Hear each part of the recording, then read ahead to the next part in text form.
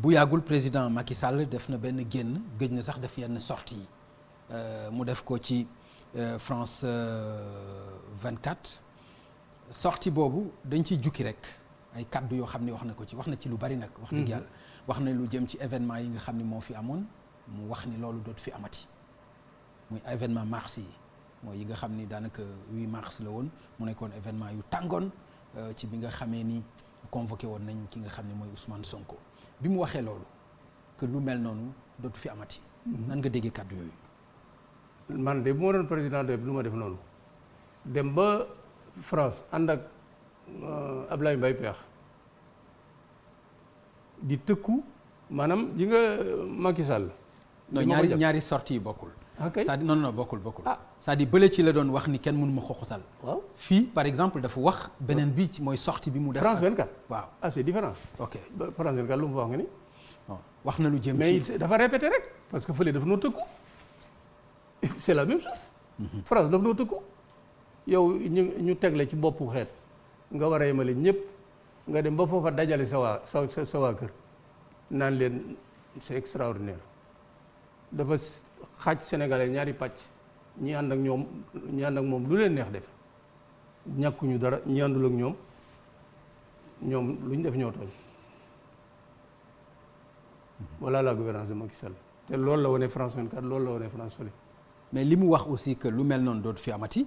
mais loolu ay garantie loolu la ñuy xaar ci président. fitna bu mel noonu. ay nit ñàkk ci seen alal damay fexe ba loolu ay nit ñàkk ci seen bakkan. damay fexe xam nga la ko indi. te kaaraange askan wi ak seen alal mu war a nekk ci loxoom. waaw est-ce que kaddu yooyu aussi nekkul kaddu yu war a dalal xelu askan bi. man de dalul sama xel dem naan léemoon man bu doon mën a. bu doon mën a déglu li ma wax bu doon mën a. jarul ma ko damay fexe ba dootul am du ma ko wax jarul wax moom wóolu na boppam xam na ne dootu fi am jarul wax parce que bu waxee day yee fitna te la mu waxoon waxoo ak ku mel ni sëñ Mountakha wax ko feneen loolu rek waroon naa tax wax loolu ma ni même loolu bu ko naree bu ma doon moom du ma ko wax damay xam la ma xam lii kat am na fi sàgganoon na lu maanaam dootu fi am waaye du ma ko wax parce que wax ko yee fitna la. waaw mais ci yow yee fitna la. waaye war na dalal xelu askan bi tam en tant que président de la République dalal xel c'est-à-dire que non yow yaa ko jàppewul dalal xel déglul dama ne jëru def ko nag xam na boppam il ko ne xam na apprécier na force yi ma am ak yëpp wóor na ko ni loolu dootu fi am na ni tekk rek di def yi fa dootu fi am bu fa demul kenn dootu ko wax. d'accord c'est tout. am na leneen loo xam ni itam yëkkati na ko fa mu jëm ci diggante lu aju ci mbiru amnistie fait yi nga xam ni moo làmboo mbiru Karim Wade ak mbiru Khalifa Sall ba ñu tudd leen ñoom ñaar nommément bi nga déggee loolu itam am nga ci jàngat ci wàll woowu.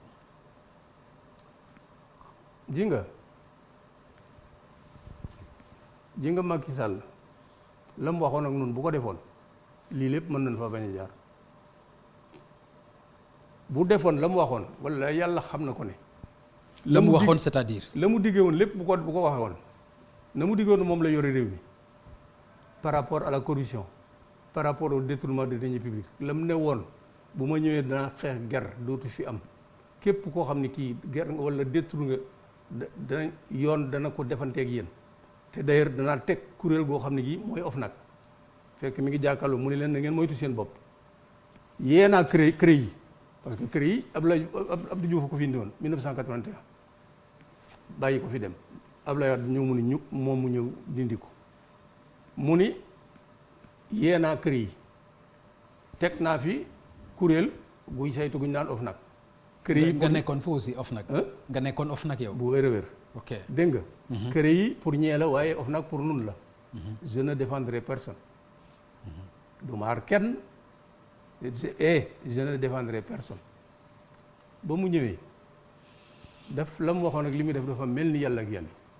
non lu aju ci amnistie bi. déglul dama ne bu defoon lool bu ñëwoon jaarale lépp ci yoon ba ñu def seeni enquête la ñu def ba ni ñaar fukk ak juróom yi ñoo saax-saaxee sunu alal jël nañu nangam am nañu sax 4000 milliards. loolu tàcc woon nga ci ba mu waxee loolu. ma ne bi mu waxee loolu tàcc woon nga ci. normalement de loolu kay ku ko dégg war a kontaan ci yoon waaye mu def ca kii après génn ca dama ne bu ko jaarale woon ne bàyyi koog yoon laa la wax jërul sax kër yi wala jërul kër yi justice ordinaire rek ñooñu mu cité ñëpp jàpp na leen te boo leen jàppoon ci yoon tëj leen ci yoon kenn du xalaat affaire grâce à kii amnistie pourquoi yow seet nga def ngay gëstu ba xam ne sunu réew mi ñoo ko luubal nga bàyyi leen ak yoon daan leen kenn dootoo affaire grâce ak affaire kii ay caaxaan la lool boo gisee ñuy wax grâce ak kii c'est que dafa jaarelewul mbiri yoon dafa leen ci génne ñoom ñaar rek génne Karim je n'ai pas beaucoup de mention pour lui mais génne ci Karim rek def ko loola après gracier ko génne ko réew mi Karim kii mii mu yónnee fa inspection générale d'État mu fab rapport wa jox li ñu patame ko tëj ko juróomi at xam nga bu doxaloon affaire caisse d'avance sax doom xam nga ci loolu xam nga bu doxoon yoon bu ñu auditer la gestion de Papa Diop foofa la caisse d'avance di yem dañ koy supprimer wala boog li inspection générale d'État wax ca rapport am nañu ko supprimer wala ñu soppi doxalin wi loolu la ñu wax. mais amnistie bi en tant que tel amoo ci benn gis-gis. dama ne bu doxaloon yoon. non xam naa non wax nga loolu que bu doxaloon yoon. mais loolu xam nga romb nañ ko fi mu nekk nii. bee wéy na mbuus. léegi tey ku ci ne ci ñoom am na condamnation. waaw ferme. ba ñu ngi waxu amnistie. waaw loolu jàpp nga ni lu war a mën a nekk la ñoom itam champ politique bi soxla na leen. xam nga maanaam ñu delloo leen seen ay devoir politique ak civique. amnistie ak grâce ak yëpp ça relève de la compétence exclusive du chef de l'État. amnistie assemblée nationale amnistie assemblée nationale voilà. waaye moom la waaye itam bul fi wax. toppal fële waaye bul wax assemblée la. waaw mais nañu wax loolu. waaw d'accord parce que loolu am aussi mooy fay waaw. xam nga assemblée nationale.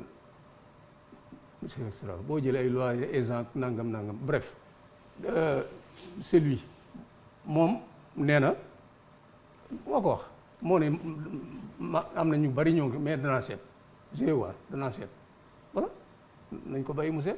d'accord lu jëm ci troisième mandat bi nag wax na ci loo xam ne jombul xanaa loolu war na dalal sa xel le fait que mu ne du def dara loo xam ne du dëppoo ak constitution ak démocratie. am na lu jiitu loolu. xam nga lu tax man pour man. xam nga du ma ci wax man. jàpp naa ni Macky Sall troisième mandat du ko laaj ñi nekk ak moom nag bu ñu ma déggee ne dee parce que ñoom troisième mandat Macky Sall seen bakkan lañ ci gar mais Macky Sall du laaj troisième mandat ku président de la République taxaw ñépp di la déglu nga ne dafa mel ni xiinul rek di taw. troisième mandat man Sénégal dañ may bëgg a jaaxal man maa changé constitution bi def ci ne kenn mënatu la def ñaari mandat yu tegal lépp ñaari mandat yu tegaloo man maa ko def ko ci constitution. déggoo fi woon loolu ci Ablaye Wade. waaye déglu wax la rek ndax déggoo ko fi woon ci Ablaye Wade déedéet Ablaye déglu rek dama lay wax. non man ndax déggoo ko fi woon ci Ablaye Wade. may ma màggale yaa ngi may d'accord après dañ ci dellu si xam nga yaa ngi may jox raison dégg nga kenn mënatu def lépp ñaari mandat yu tegaloo man. maa ngi ci sama premier mandat maa ngi laaj ñaareel bu ngeen ma wóoloo ba jox ma ñaareelu mandat mais bu jeexee man jeexal naa ca en tout cas man Macky Sall ku ma xaar ci ñetteelu mandat doo ma fekk bindub téere wax ko ca mu leer nañ ñëpp di ko gis waaye kooku Serigne Mountakha dégg na ko Serigne Babacar Sy dégg na ko ñëpp dégg nañ ko xam nga bu ma doon waa opposition lu may def wax joojee mu wax ak la ca Mimi Touré yokk la ca Seydou Guèye yokk la ca son conseil ministre d'État conseil juridique moo taxaw fii ne dama ne nul ne peut faire plus de 2 mandats consécutifs je répète nul ne peut faire ñoom ñëpp ñu wax ko loola lay boole teg ak i waxam ëllëg bu waxee ma dem ci ñi teg ki dara ci réew mi ne leen moo fi waxoon lii man Macky Sall ñëmu la troisième mandat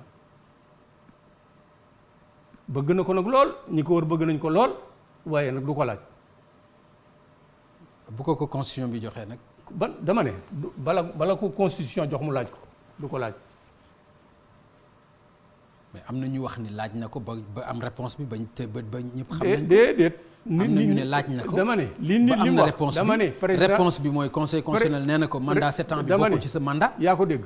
non mais loolu dégg naa ko kay ñu wax. déedéet waxu fii bii ca 2016 ba mu naan ba mu foofa tam war nañu ba mu ne Macky Sall bu nekkoon ak weneen xeet wu dul Sénégal 2019 duñ ko réélire mukk ci àddina parce que président kilifa Pam Ngagne ak kaddu am solo ci kilifa gëmul kaddu bu kilifa waaw loolu moom dëgg sénégalais yi 2019 et puis ak doxalin ni mu doxaline ni mu fare ñi far ak yow lu leen neex def ñu mel ni Mody Niang bu ñu préfacé livre sax nga yóbbu leen tribunal ak condamné leen alors que ñi ko wër ma ni je le répète ñi ko wër suñu leen seetoon un audit indépendant ñoom ñu ci bari port COUD moom kii nañ ko ba pare Ageroute Promoville nangam AGETIP je t'assure que maa la wax lii bu leen audit indépendant audité woon ñoom ñu bëree dinañ dem kaso loolu lépp mu gëm ci. créé mais man doyen parce que aussi parfois da ngay wax yoo xam ni man dama ci am jaaxle parce que li tax ma ci am jaaxle mooy ñooñu nga tudd ñëpp vraiment ay nit ñoo fa nekk. waaw ay nit yoo xam ni vraiment man jàpp naa ni ay kilifa lañ ay responsable lañ. yow nga tudd leen ne leen bu ñu leen audité ñu dem kaso. ñu bari xam nga loolu tam tooñ dama ne xam nga tooñ mënul passé loolu. wax ma dama ne li may wax maa ko wax da ngay gis ci ñoom ñoo xam dañ leen a seet rapport bi def l'inspection générale d'État recommande l'ouverture express d'une information judiciaire contre monsieur tel pour détournement présumé de 9, 10, 15 milliards. mais ndegam ñooñu ñoo wax présumé te yow mënuloo présumé waaye déglul ma yow nga bëgg a yóbbu kaso. waaye déglul ma wax la dama ne. déglul ma wax la mais damay déglu mais nag aussi yow ñoom ñi ko def. je répète. ñoom ñi ko def. je répète. présumé yow nga bëgg a jël nit ñi yóbbu kaso. dama ne présumé xam nga yoon wi sunu droit positif ji nga bu ma woon doole danaa ci dugal présomption de culpabilité danaa ko dugal ci à côté présomption de mais am na ñoo xam ne ñii présomption de man am na dossier yu ma xam yoo xam ne ci bañ koy élaborer fekk naa ko mais c'est extraordinaire dans tous les cas mais nañ ma fenloo xam nga ni ñu may fenloo Macky Sall fab rapport ya nga xam ne teg na ci concam yépp mu fab ko jox ko tribunal ne leen jëfandu leen ko conformément à votre machin ya ko Cour des comptes jox yépp mu kii ne procureur de la République fanweeri dossiers yooyu nga xam ne OFNAC déposé na ko fa te nga bàyyi laaloo ca benn traité leen bu boobaa daañu xam ku defa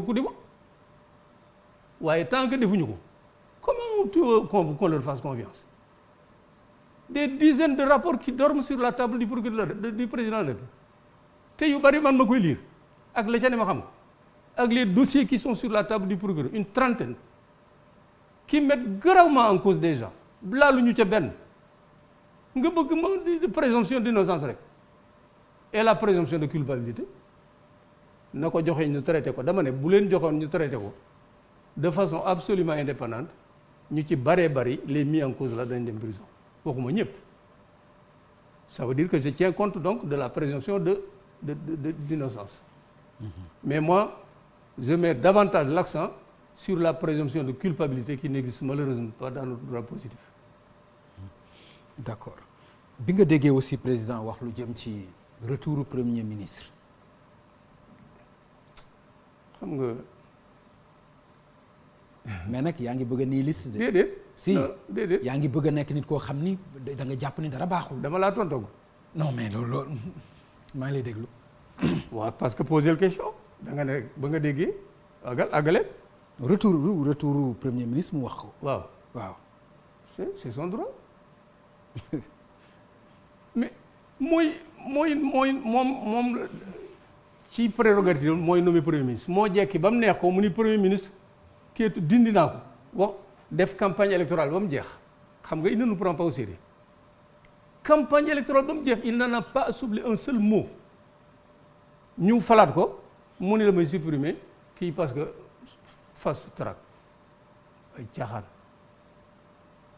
7 ans nga def ko non c'est quand même il faut être sérieux il le fait revenir mais joxe na kii bon il est président de l'Union africaine nangam kii et cetera bon le premier mais il est président de la République du Sénégal avant d'être président de l'Union africaine gis nga le premier ministre là qu'il va nommer c'est son droit le plus absolu mais man je n'attends rien de ce premier ministre là parce que le problème du Sénégal ce n'est pas un premier ministre le problème du Sénégal c'est le président de la République c'est sa gouvernance et sa gouvernance ne changera pas il aura beau changer de premier ministre du jariñ dara c'est sa gouvernance qui est en cause. D'accord dégg nga fi coow passeport yi nag passeport diplomatique yi.